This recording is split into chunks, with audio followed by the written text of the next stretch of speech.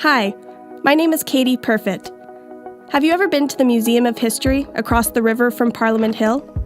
I've been going there every summer since I was a little kid.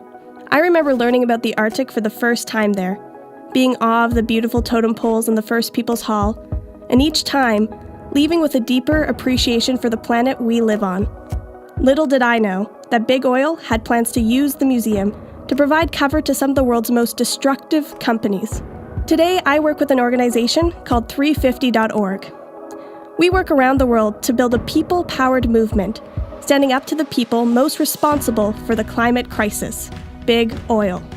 Massive oil companies like Shell, Exxon, and TransCanada are wrecking our water, land, and climate.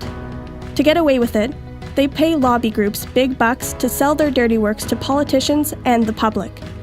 The biggest oil lobby in Canada is called the Canadian Association of Petroleum Producers, or CAP.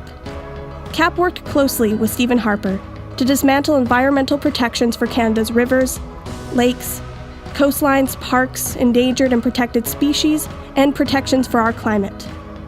Even today, CAP meets regularly with government to push tar sands expansion.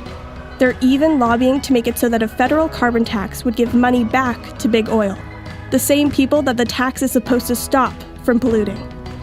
Here in Canada, standing up to Big Oil means standing up to CAP. And that's where the Museum of History comes in.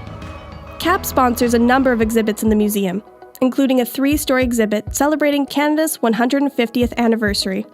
In exchange, they receive brand promotion in the museum and exclusive access to events with our political leaders.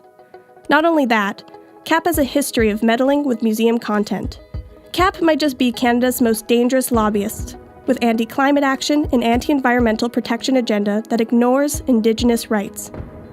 They threatened the very landscapes and cultures I first learned about and fell in love with at the Museum of History. Our trusted museums shouldn't be a platform for oil companies who try to block policies to protect people and the planet. If one of the most iconic museums in the country was to cut ties with Big Oil, it would send a powerful message to people and decision-makers across the country that the age of Big Oil lying to public for their own gain is over. That's why I am speaking up and calling on the Museum of History to cut its ties with CAP. Will you speak up with me? Sign the petition today and ask your family and friends to sign on too. CAP has already secured its place on the wrong side of history. If thousands of us, all across Canada, speak up together, we can make sure that the Museum of History stands on the right side.